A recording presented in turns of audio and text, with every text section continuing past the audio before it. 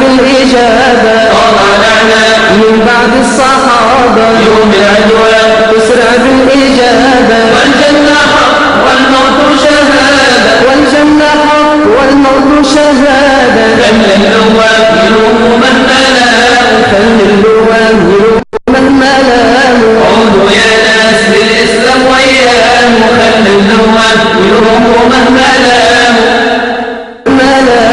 خل اللوام يلوم من ملام طلعنا من بعد الصحابة يوم العدوان تسرع بالإجابة طلعنا من بعد الصحابة يوم العدوان تسرع بالإجابة والجنة حق والموت شهادة والجنة حق والموت شهادة خل اللوام يلوم من ملام خل اللوام يلوم من ملام عودوا يا ناس للإسلام وياه خل اللوام يلوم من ملام. بسم الله الرحمن الرحيم. الحمد لله رب العالمين والعاقبة للمتقين ولا عدوان إلا على الظالمين، وأشهد أن لا إله إلا الله وحده لا شريك له، وأشهد أن محمدًا عبده ورسوله وصفيه وخليله، وبعد.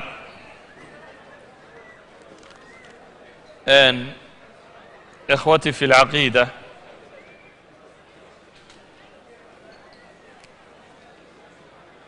ilaa musaabay malaa ku roontay si aynu isu maqallo.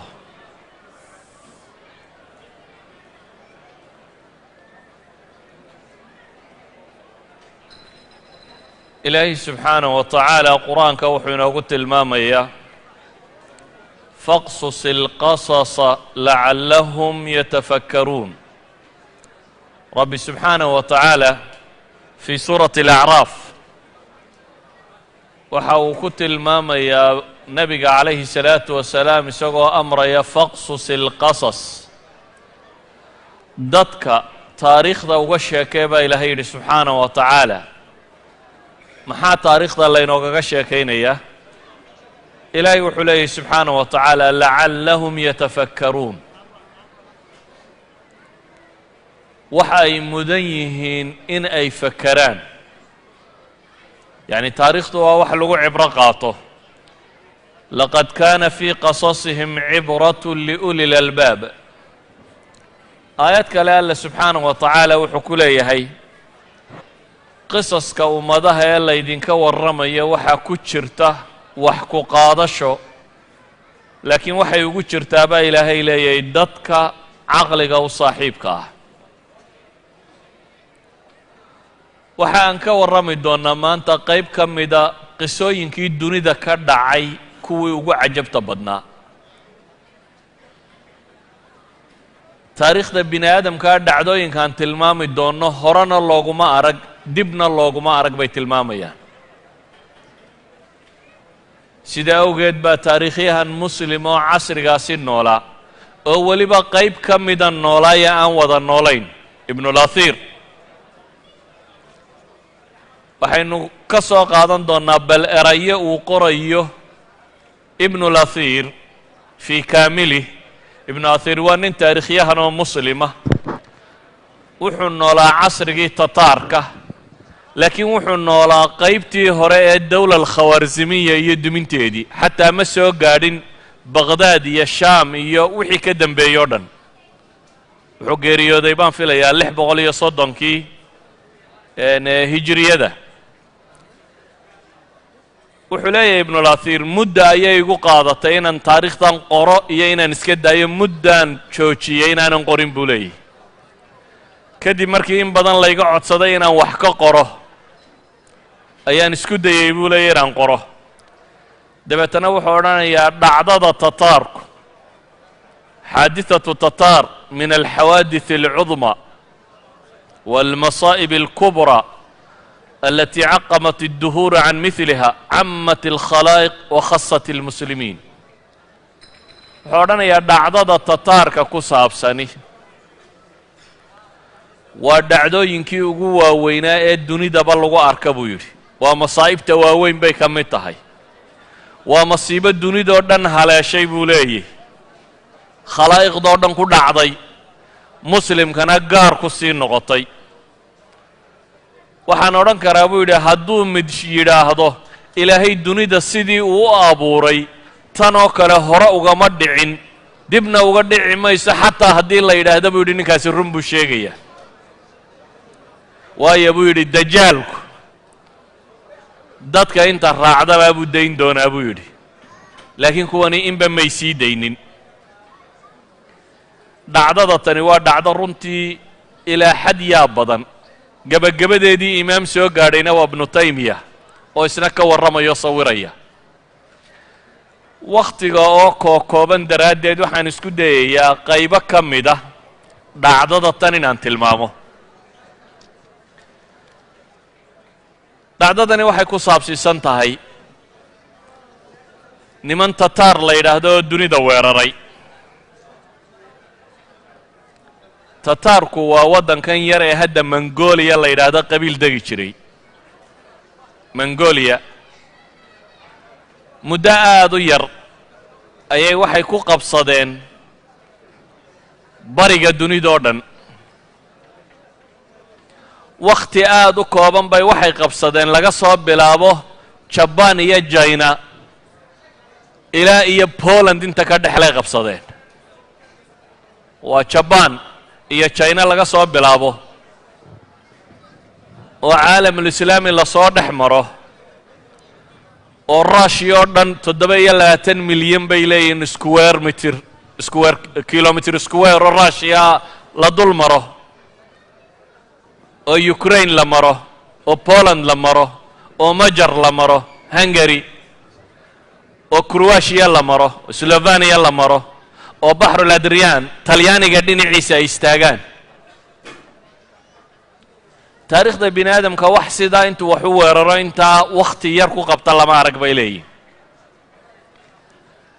dhacdada tan waxa aan rabaa inaan uga warranno inaynu baranno wax ka baranno waxaynu ka baranaynana waxa ugu horeeya inaynu fahamno nidaaga rabbaaniga ee ah waa la jabay inaanu muslimku marnaba isku dhiibin ilaahay qur-aanka wuxuu ku leeyahy walaa tahinuu walaa taxzanuu waantum laclawna in kuntum mu'miniin ha niyad jabina baa ilaahay leeyahy subxaana wa tacaala ha baraq jabina ha niyad jabina oo ha murugoonnina haddaa mu'min tihiin idinkaa koraynaya baa ilaahay leeyahy subxaana wa tacaala dhacdada tan waxaan uga warramaynaa markaasi ma aha nacyiga muslimiinta ama geeridii muslimiinta inaan idiin sheego oo dabeetana dadka qalbiga inay wada madoobaato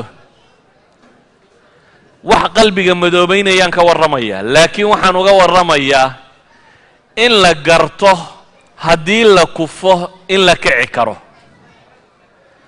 taa haddii aan ka warramaya laga soo kacay waxa suurtagala wax ka dambeeyo dhanna in laga kici karo taariikhdan marka aan ka warrami doona waa qarnigii 7 ee hijriga qarnigii 7 ee hijriyada bilowgeedii weliba haddaan suurad kooban ka bixinno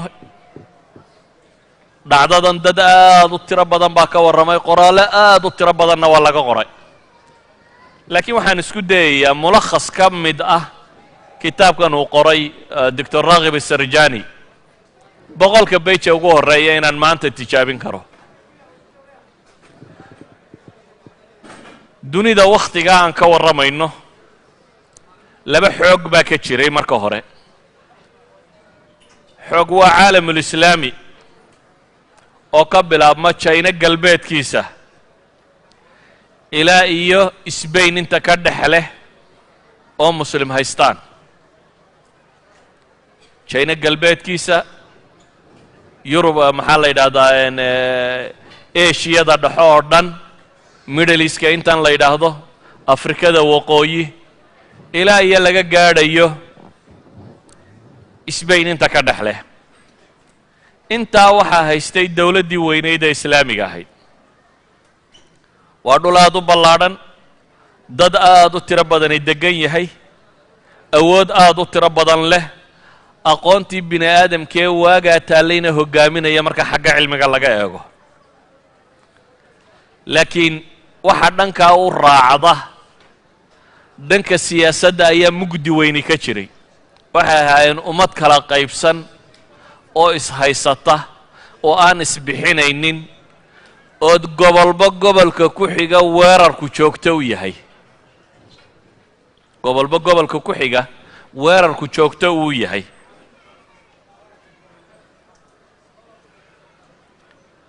ummaddaas siyaasadda sidan u liidatay ee sidan loo soo hungurayn doonaa wakhti yar ka hor guulo waaweyn bay dunida ka muujisay. dagaaladii muslimka iyo crusadeskii reer galbeedka qoladoodii kiristanka waday u dhaxeeyey waa wakhti yar baa ka soo wareegayba markuu salaaxuddiin guulaystay. salaaxuddiin alayuubi 583 hijiriyada bay ahayd markii uu macrakatu xatiin dhigay, ama macrakatul arak markuu isbeeni ay ku soo jebinayeen qoladii kale dawla almuraabita mise muwaaxidiintii. laakiin waxaynu in yar ku arki doonnaa iyadoo aad xaqiiqsan doonto ilaaha qur-aanka ku leh subxaanahu wa tacaala wa tilka alayaamu nudaawiluhaa bayna annaas. dunida baa ilaahay leeyay waa maalmo aan dadka isugu warwareejinayo. qul illaahuma maalika almulk tu'ti almulka man tashaa wa tanzicu almulka miman tashaa wa tucizu man tashaa wa tudillu man tashaa. waxaynu arki doonnaa rabbi cidduu doono inuu kor yeelo, cidduu doono sharfo, cidduu doonana dumiyo. wakhtigaasi waxaa dunida ka talinayay caalamka islaamiga ah khilaafo lo odhan jiray alkhilaafa alcabaasiya. khilaafa alcabaasiya 500 iyo dheeraad sanay markaa jirta. 132 bay bilaabantay oo dawla lamawiya ay baaba'day. kuwanina caasimadooda waxaa la qabsan doonaa 656 520 sano waxa ayay dawladda tani jirtay. laakiin wakhtiga kan waxay joogtay wakhti boqorku in yar uu ka taliyo ama uu ku dhadhow yahay boqoradda ingiriiska oo kale, iska magacuun uu yahay. laakiin imaarado waddanku uu kala googo'o, imaarad walba boqor ku horkaajo, wuxuu doonana uu ka yeelo, ta ku xigtana ay isku duulaan. madaxduna ay ka fakerto un kursigaa siduu u xejisan lahaa iyo ilmihiisa siduu u dhaxal siin lahaa iyo reerkiisa yare uu ka tirsan yahay si ay dadka kale lacagta uga guri lahaayeen. khilaafa alcabaasiya qaabkaasay u ekay. dowladdii muslimiinta ee masar iyo shaam waa suuriya, urdun, falastiin, dhulkaas iminka, iyo xijaas oo ah xarameynka iyo inta ku beegan, iyo yaman, iyaguna kamay wadci fiicnayn. salaaxaddiin alayuubi isagaa intan isku qabtay oo dowlad weyn oo islaamiya ka sameeyey. laakiin markuu dhintay dhashiisii iyo tarantii uu ka tegay baa isqabsatay. dabeetana waa la qaybsaday. ninba gobol yar buu gaar u goostay, iyana waa kala daadatay. weliba wakhtigaa waxaa kaloo socda alxamla asaliibiya alkhaamisa wixii la odhan jiray, dagaaladii crusadesku wadeen. dagaalkii 5aad baa markaa socda oo dimyaatiya waa markay qabsadeen masar, qayb ka mida ay soo qabsadeen, oo iyagoo meesha dagaalku uu ka socdo uu dhintayna boqorkii ugu dambeeyey markaa ayuubiyiinta ugu xoog badnaa ee masar markaasi xukumay jiray, almelik alcaadil. galbeedka haddaynu u soo kacno libiya laga bilaabo ilaa andalus, dawla almuwaxidiin oo iyana iska liidata ayaa markaa ka jirtay. gaar ahaan dagaalkii alciqaab lo odhan jiray ee ka dhacay andalus markii lagu jabiyey wixii ka dambeeyey. waxaa jirta dawlad kale oo weyn oo muslimiintu ay lahaayeen oo khawaarzam lo odhan jiray, addawla alkhawaarzamiya. dowladda khawaarzamiyiintu waxay ka talin jirtay duwalkan istaanada la yidhaahdo, turkmanistan